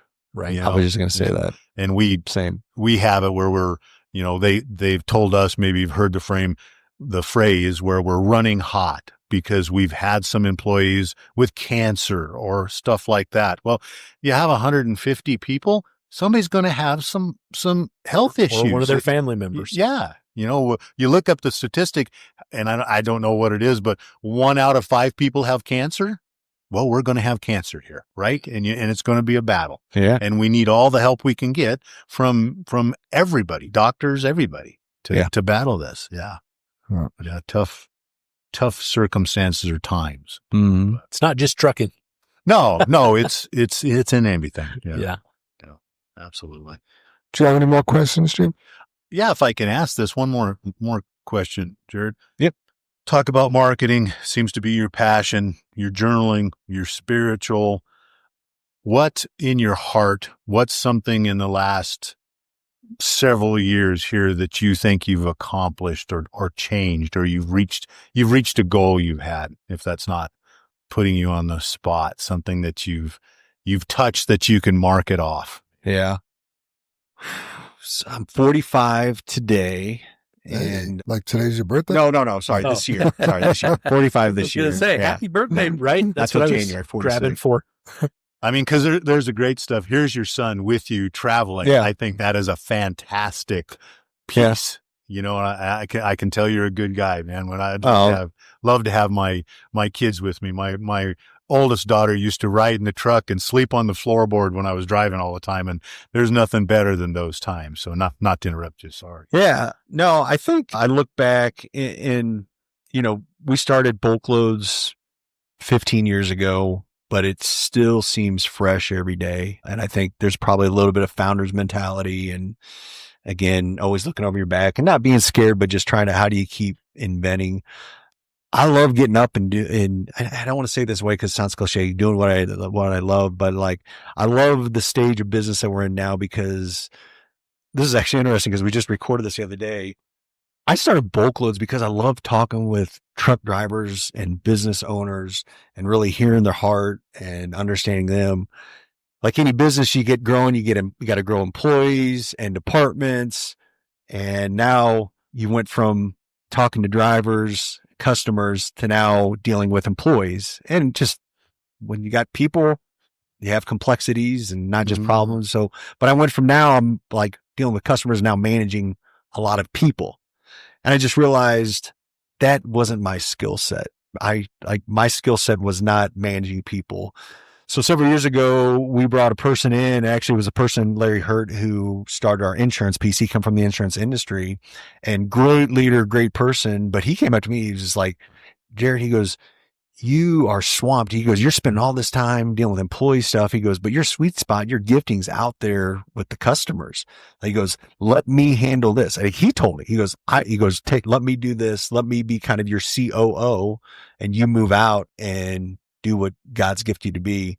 So that's what we did a couple of years ago. He moved into it, and I really moved out. It's allowed me to be on the road, spend more time with my son and family, and get to visit with customers. So that's why I think the accomplishment is, I never thought there is when there is, from being a business owner and founder, like there is a scariness of like letting go and like, hey, I'm going to leave and trust. Like you have full access to everything, bank accounts, everything that the business, like you have full spending, and I'm going to trust that that happens. So I guess that would be the biggest accomplishment. I've been able to get out of the business and kind of be out running and doing that. So I tell them all the time, I'm like, if you guys like, because we have an owners meeting, there's actually 4 owners today at Bulk Loads, and every month we have an owners meeting, we get together, and I always just say like, tell me if I'm doing something wrong. If you guys like, I'm going to keep doing what I love. And what's cool is we have some really good owners. Like I said, Matt, he's our IT guy and he's the technical guy, and that's his gifting. I'm kind of the marketing and creator piece of it. Larry's kind of our operating piece of it. And then Rachel, she's also in kind of in the business accounting piece of it. So we'll have a great all-star team at Bulk Loads. And yeah, I just keep praying. As long as I can keep doing what I want, I'm happy. Good. That's yeah. awesome. Yeah. Similar paths that we've been on. It's been several years, but we had a good friend that was our family attorney, and he actually wanted to become a life coach. And we brought him in as that person, as a life coach, and went over, spent a year here working for us, going over what me and Dave could do, what some of our other leaders here could do, what changes we could do. And man, some days were tough because he was asking, why are you doing this? Why are you doing that? What do you want from this? And we're like, I don't know. You know, and it makes you feel like, am I that stupid? Because I don't have any answers to your questions, And when you mention about that, about, being a leader or communicating with employees that we've grown, I can honestly tell you, I'm a great truck driver. I can drive a truck. I can run equipment. Some of this other stuff, I am way out of my field, but you try to grow and learn and do the right thing, right? That's where you're at. So yeah, good point. I like that. Well, I mentioned we actually hired an executive coach years ago, and that was something that really helped us catapult too, because as business owners, like we get into the business and we kind of have blinders. Yeah. Big time. And we had a guy come in and start kind of asking those questions. And again, I just remember you said that like almost like painful brain hurt, sitting for an hour. And I'm just like, when is this going to be over? But he's taking those answers and putting it into a form. And he helped us create a strategy plan that it doubled our revenue. And it was crazy how much, but you just don't realize the things you're forgetting or the things you don't even think about until you have somebody in. So I know it seems like there's a lot of coaches out there, life coaches, but man, finding the right one, it can be super helpful for an organization just to help leaders really kind of stretch them a little bit. Yeah. And I think all of us, like, I don't know about you, like I still want to be stretched. I want people to put pressure on me. Like, it's only like when we think we're the best and nobody can hurt us, that's when we get our feet chopped out. So I constantly want to keep people, have people keep putting pressure on me to make me better. Yeah, absolutely. Absolutely. Yeah. He was actually, such a good friend, spent that time as a life coach for us. And, all of us, Super Dave was part of that. Jam, you were here for part of that for Mick, did change our lives. I know Super Dave can say it made I spent a lot of time with Mick. can change us, but he took all our thoughts, Jared, and he put it all down. This is our creed. And he developed that. And like I said, he based off of the questions he asked us that he asked. And he actually spent, the year that I've mentioned several times to you, but at the end of the time, and he's retired now, and we still, have conversations with him and stuff, but he feels he let us down. He didn't change us enough. He didn't give us enough depth. And it's really, really disappointing when we speak to him that he feels that way, because he made such a difference here. He made such an impact in our lives. And he truly doesn't understand that. He doesn't believe that. He feels internally he failed. But and he didn't. Yeah, that's his point of he's that guy that's driven. He wants to do well, and he thinks he failed, and as far from what he did for us. Yeah. And that's a personal note from him. If you ask him, he would never tell you that. Do you know what I mean? That's a conversation. So yeah. That's great. Awesome. Yeah, I'm. Soup, did you have any questions for Jared? No, not really. I think we've spent a lot of time covering a lot of stuff. I've learned a lot about you and a lot about your business, and extremely interesting. I think the number one thing I'm taking away is you are a very creative person. And I think that's the driving force, that you're always thinking about something new, or maybe something that is going to accomplish a certain goal, thinking outside the box. And I think that's something that you could put down in a manual, like a success book or something, that, hey, in your road to success, what's the most important thing? And I think many times it's creativity. Most people think, oh no, I've got this problem I need to solve. It's like, yeah, you do, but how do you do it? Well, you get creative. Yeah. Right. Yeah. I think if you go, you get reflection and think deeper, but we all want to, a lot of us want to have an impact in this life, but we want to find purpose.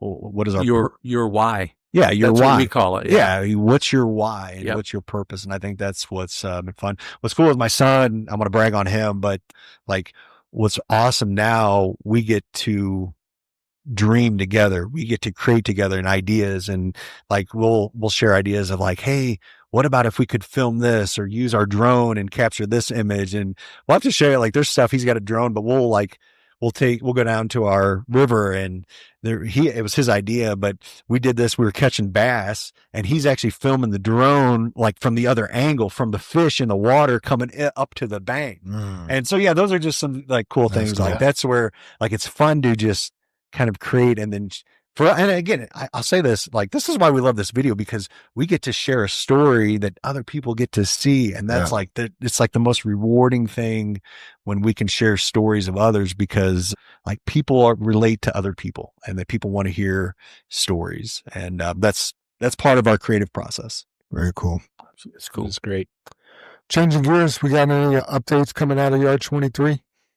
Walls are up. We talked about that last week. I know they've got the decking that's out over the office. That's all on the roof side of it. Nice. And they started on the second floor basically to start putting the mezzanine. They had to pass inspection on the portion above the office area, Jam, so they can start on the mezzanine, which is the second floor, because they need to get the pipes, the wall supports out. So they were actually starting to pull those last night when we left. I mean, I'm sure they're all out in the office area now. Yeah. They'll get the mezzanine in, and then once the mezzanine is in, they need to put windows in before they pour the second floor. Gotcha. And then once the mezzanine is in, another company comes in to take over for that, and they'll go back to the roof trusses, but they hope to have all the roof trusses in and roofed up to the wash bay by Friday next week. I need to get over there. It's been a couple of weeks. Yeah. It's completely different. And some of the non-exciting stuff, they grouted underneath all the walls, Jam. Gotcha. So it looks like somebody just like big turds underneath all the walls of cement, Gotcha. basically, or concrete there, so that's not exciting. We ordered the garage doors. We picked out a color on those. Like Dave said, the windows are in. They're here. Yeah. Yeah, they're here. So get those in. And then, that it's just the mezzanine, the second floor, that's the next big step. Cause then our builder's excited when you see him talk about it, because he's like, I could bring in the plumbers, I could bring in the electricians, I can get all these guys going. HVAC. And get all that stuff knocked out. That's awesome. Good. That's the fall push, Jim. That's what I tell all the drivers. Yeah. It's busy in the fall, because it's this push to get things done before the snow sets in. Yeah. Let's get the roof on before weather hits. Exactly. Dave. And they really want to have roof on, and then we have the drains on each side that, we'll go under the concrete slab on the east side, and then come out and on the west side and go down and hook to some pipe underground from the drainage on one side of the yard to the retention pond in the other side of the yard. So yeah, lots to get done, but they want that pad in, they want the parking lot paved, they want the roof on, everything. I mean, as fast as they can get it done, they want it done. 45 days. Yeah. That way, if we get weather, they're still working. Yeah. They won't be progress. Yeah. They won't be slowed up whatsoever. Inside. So good stuff. We did have a question from the audience this week from Brent Carter. He said, good morning. I ran our new route of shale from Fort Lupton to CMEX. The new route is fantastic, and the roads are great, and the shale is much less clumpy. I think it's going to be great run for us, but there is one small challenge. I'm wondering if we can speak with CMEX about the ramp onto and off of the scale, along with the road up to the top where we dump. It is really beating up our trucks and our drivers. Maybe I'm just a weenie. I suppose our other option is to just keep spare kidneys in the shack up there so we can replace them when we drive through. LOL. Thank you and have a fantastic day and a fantastic podcast, Brent 0083. So, yeah, I mean, I didn't know there was a problem up there. So that is a great question because I know we can get that taken care of. Yeah. But we didn't know. I mean, their CMEX was like, you have any problems with the road? Do you have any problem with anything? Just put a scraper over there. Yeah. Yeah, as far as I know, they have a grader. They should be able to fix it relatively easy. We need to make a phone call. Yeah, glad we found out about it. Awesome. Brent. Yeah. That's good. Safety top of the week comes from our friend James Koger. He says, "Good morning, gentlemen. My rant is over the drivers that don't pay attention to traffic and what they do to put my life and everyone else's in danger, and other drivers wearing their hoodies like it's really cold inside the cab or it's really windy. How are we not checking mirrors with that on?" So, yeah, that's been something we've addressed before. It's not so much if you have a hoodie on inside of the cab, but if you have it where it's coming past your peripheral vision, that just does make it a lot less safe to drive. You just impaired your driving vision, Jim. I mean, I would wear a wool cap or what do they call it? A beanie. I'd wear a beanie if your head's cold, or put your hoodie back past your ears so you can see.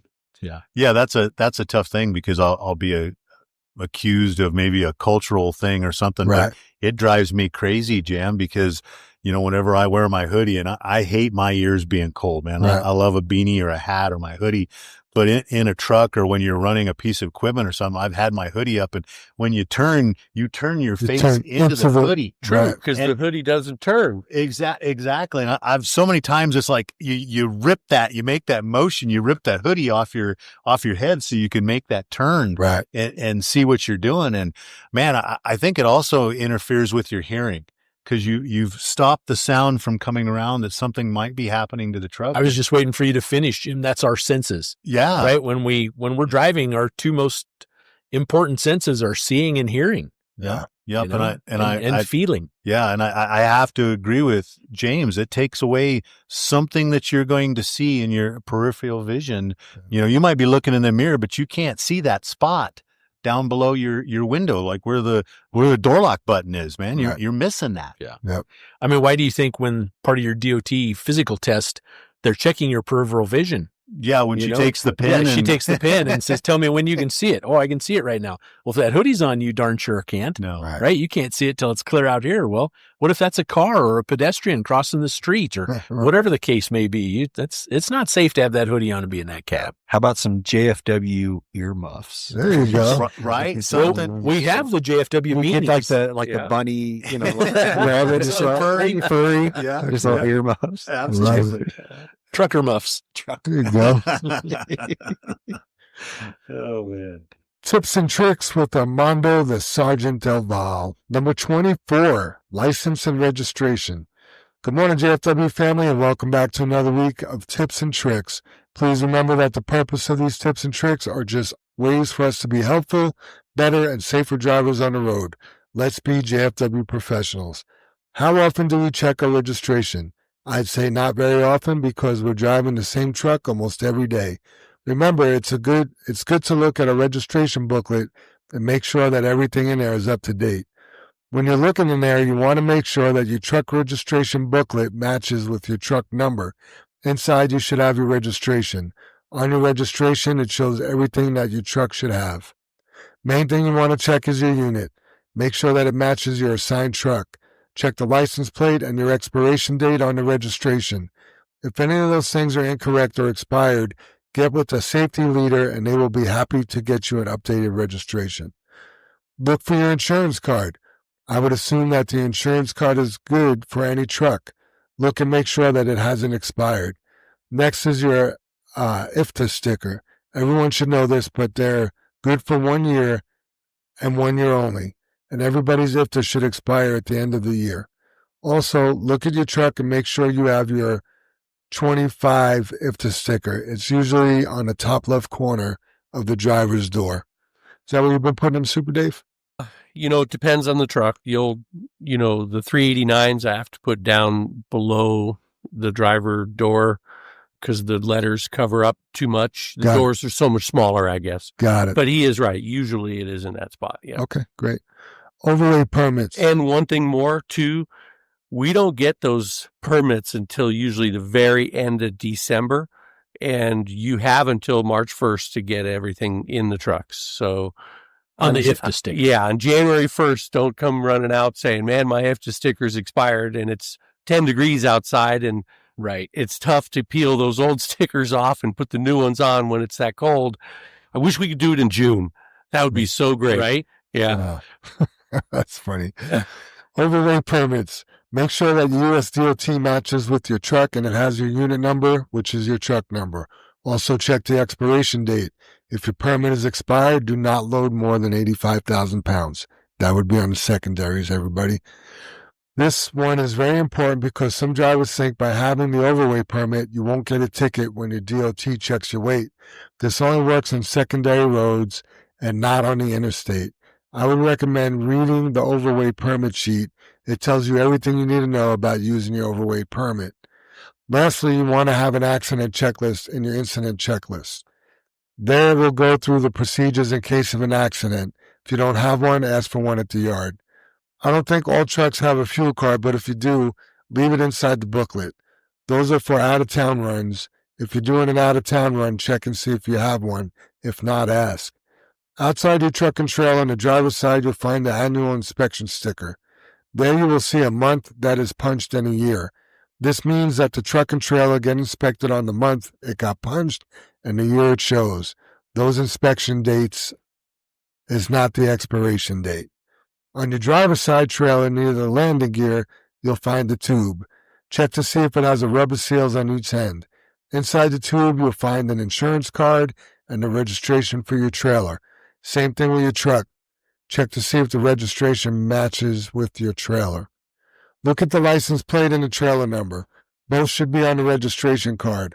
Also, know that the registration card for the trailer does not have an expiration date. Please don't take the trailer insurance and registration card out and put it in your truck. We also need to keep track of our license and DOT card. It's our responsibility to make sure we're up to date. Don't wait until dispatch sends you a notification. If you open your Sidekick app and go to settings, go to the very bottom of the screen, and there you will find your expiration for your driver's license and DOT medical card. Well, that's very cool. For a lot of us, this is nothing new, but for the new drivers, this is very important and good to remember whenever you switch trucks or trailers. Please let me know on Connect Team what you think about this week's tips and tricks, and thank you all again for listening and for the positive feedback. Let's start doing things the JFW way. Until next week, Armando, the Sergeant Del Val, 0073, together we can be better. Thanks, Armando. Yeah, good stuff. That really was good. another good one. Very thorough. Mm-hmm. Luckily, we haven't used it yet, and hopefully we don't use it, but in that Sidekick app, JR, and I know you, Jam, will probably help with somebody, but there is the accident Oh, yeah. whole piece What to there, do, yeah. what to do, where you answer all the questions, take pictures, it all stores it in the app and then goes in there for that truck. So there will be a piece, but I don't really want to use that ever. Yeah. We don't need to use it. I actually do want to take a look at it because sometimes I just want to make sure it's asking the right things and what we actually need for our insurance. So, yeah, we're not there yet, but good point. I'll look into that this week. What do you think, Soup? You want to hit us with that high road hauling? All right. I'd love to. I don't know how this always happens, but you were talking about journaling, Jared, and I picked these high road haulings out, sometimes a couple of weeks ahead of time. I have to, figure out a motivating topic or whatever, and then find some information on the internet and create this piece. But I don't know how this aligns so well with what we were talking about before, but here we go. As human beings, the stories we subconsciously tell ourselves about our circumstances, about others, and about life in general drastically change how we feel. If the story is positive, we tend to feel good. If the stories are negative, we tend to lose hope. Of course, there's more to feeling good than just being positive. The details of your present reality matter and make a difference. But generally speaking, you're not going to have a good day if you're hell-bent on telling yourself otherwise. The stories we tell ourselves don't just change how we feel, they actually change what we see, what we experience, and what we know out there to be true. This is one of the reasons people can go through the same experience but interpret it differently. Each of us enters a shared experience but exits with a different feeling about what just happened. Perspective is everything. When we enter an experience with a story about how life is, that tends to be all we see. When a negative past experience narrows our perspective, our minds tend to bend the story around the reality. So you need to challenge yourself to think differently. Detach yourself from those stories you're telling yourself. Start seeing things with a clearer mind. Maybe you'll start seeing things you never saw. Maybe you'll learn lots of new lessons you needed to learn. Maybe you'll gradually become the person you always knew you could be. At the very least, hopefully this reminds you that the positive thinking isn't about expecting the best to happen every time. It's about accepting what happens every time, being mindful, and making the very best of it. To a great extent, we make our own life stories by our thoughts. The reality we ultimately create is a process of our daily thinking. And when our daily thinking is right, our daily actions can't be wrong in the long run. So I'll leave you with this. A puppy thinks, hey, these people I live with feed me, love me, provide me a warm, dry home, pet me, and take good care of me. They must be gods. A kitten thinks, hey, these people I live with feed me, love me, provide me with a warm, dry home, pet me, and take care of me. I must be a god. The same situation, but different thinking. And the quote this week, when we find ourselves locked in a room surrounded by our enemies, you should tell yourself, I am not locked in here with you. You are locked in here with me. This is the kind of mindset you should have if you want to succeed in life. Get rid of that victim mentality, and that was spoken by Bruce Lee. Well, Yeah, I love that. I love that. You know, you're in here with me. I'm not in here with you. So Isn't that Goodfellas where they lock the door and they're like, now you can't leave in the biker bar? No? Yeah. just reminds me of the joke, what are the odds of two serial killers being in the same car? All right. When they pick up the hitchhiker. Aren't you funny. afraid of picking up hitchhikers? No. What are the odds of two serial killers? Yeah. It's good. Bad analogy, but Good highlight haul on Super Dave. There Thank you you. have it. Final thoughts, everybody? Dave, we'll go, or you want me? I didn't pencil anything down because I didn't know what to expect with our guests here. And first and foremost, I just want to thank you for coming out and, opening our eyes to all the things you're doing, because I do believe you're doing it for our industry. Mm-hmm. You know what I mean? And I think that's a common goal we share. We want to make our industry better in all ways. And I mean, our end dump, we call it sand and gravel here in Denver. It's had a black eye on it for a lot of years. We're easily picked on for easy reasons that, we're working really hard to end that, and just doing things the right way solves that. Mm. Right. And it all begins with our people. And, we try and really hard to hire good people and have a great company and great people that work at a great company. So I guess in a nutshell, I just feel like we're blessed and thankful all on the same subject. So it's about all I've got, Jim. Like it. Yeah, Jared, thank you for your time, your team's time, you guys visiting. I really appreciate that. It's meant a lot. I think what we haven't mentioned, and I know we've had a lot of people quit and leave, and we've hired a lot of new people and still trying to keep a culture here and stuff. But for the new people, and I hope you're listening to the podcast or our podcast, is in other podcasts I've talked about, even in the situation with my relationship with my wife, is that, when we're complaining about each other or there's something going on and I'm in my boat and she's in her boat, if we just would have gotten in each other's boat or got in the same boat and rowed together, it would change things up. For the new people here, JFW is the boat, get in the boat with us. And hopefully we're teaching you how to row, and all of us are rowing together. But my point to this is, when we get to shore, if there's a problem, if there's a question, if there's anything going on, ask. Yeah. We've reached this destination. Did we do the best job getting you there? Maybe not. Maybe you have a better way.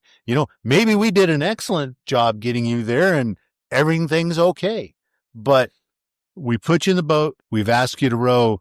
But when you get to that end, what's going on? Man, give us some feedback. Talk to us. Let us know. Maybe we can fix it. Maybe we just have a really good explanation of why we did it that way. And maybe our explanation sucks too. And we got to reflect on what we're doing. Maybe we don't even know it. Yep. But let's get in the boat with us, will you, please? Like it. Soup, anything else? Yeah, don't fall down that rabbit hole and let your thoughts bend reality because you're thinking negatively or things aren't just going your way at that moment in time. Write things down, like Jared said, journaling is so powerful, and it's not just for girls, it's for anybody. And it's so funny you said that too, because I've done a lot of these high road haul-ins over 10 years, and many of them do speak about writing things down. As you write, things tend to clarify themselves. And so it's definitely something that is valuable and can clear your head. And don't let those negative thoughts bend your reality. I like that. Jared, got any final thoughts?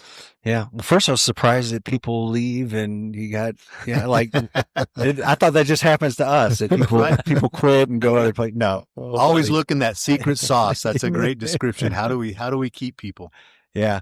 No, I just want to say, first off, thank you for trusting myself and our crew to come out here and do this. It takes a lot for people to realize when we ask if we can come out and allow us to share what you guys are doing with our ecosystem, but then also allow me to come onto this podcast and be a part of it.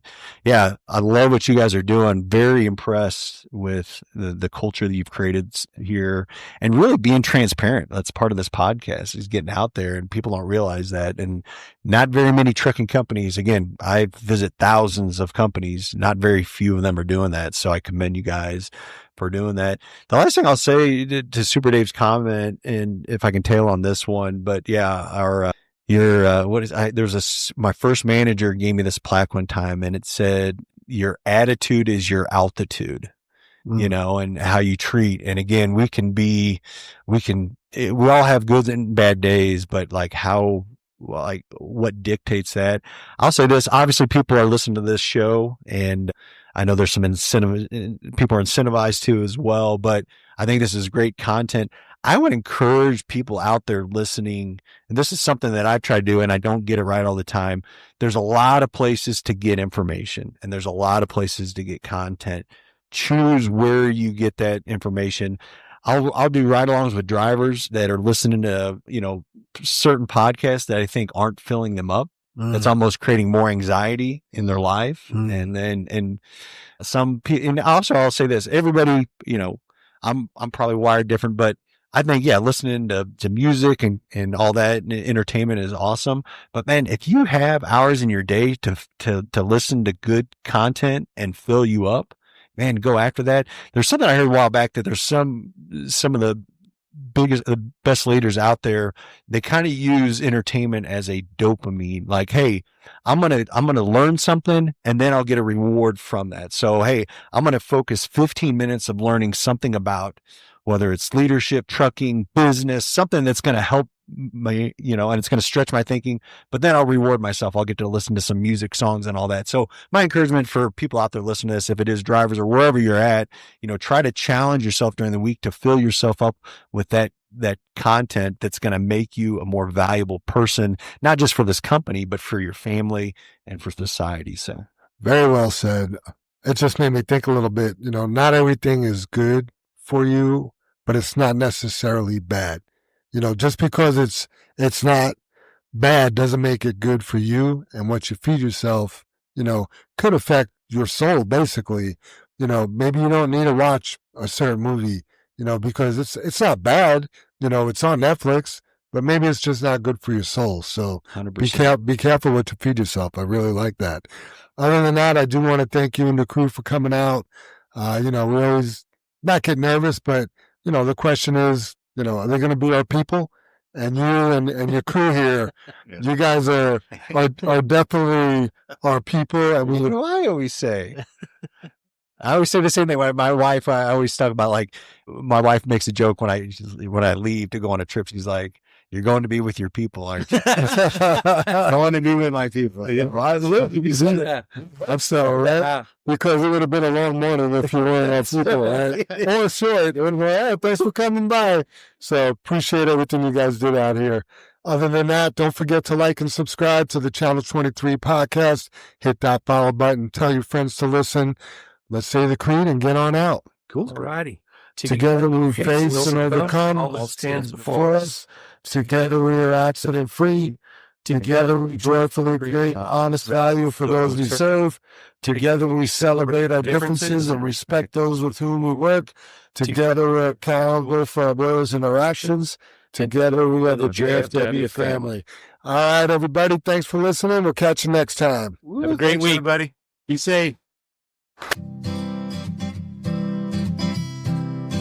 I see those big, bright, shiny red trucks just a-trucking down the road. Those big, bright, shiny red trucks just a-looking for another load. Well, it's a family tradition, any Rocky Mountain day. Our fathers before us showed us the way. We worked for asphalt cowboys and concrete kings, but that's never been a problem, cause we got diesel in our veins. We've got diesel in our veins. I see those big, bright, shiny red trucks just a-trucking down the road. Those big, bright, shiny red trucks just looking for another load.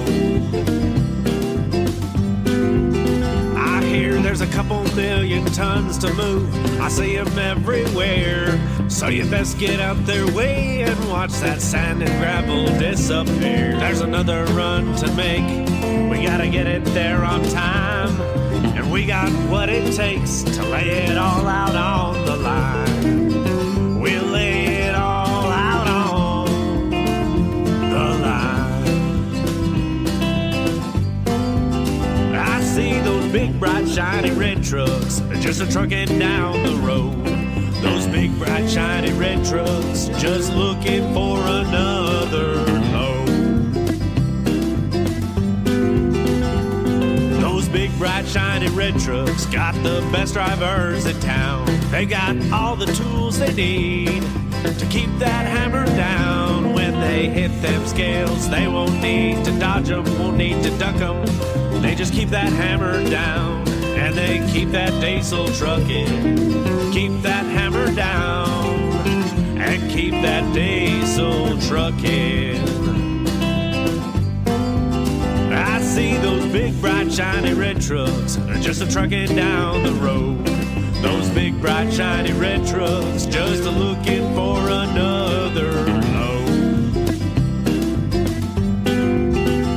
They just keep them doors closed, keep them butts in their seats, cause those customers are calling, and those red trucks can't be beat. They gotta put the hammer down and pick up another load. Get it off the ground, keep them eyes open and on the road. Keep them eyes open on the road. I see those big, bright, shiny red trucks just a-trucking down the road. Those big, bright, shiny red trucks just looking for another load.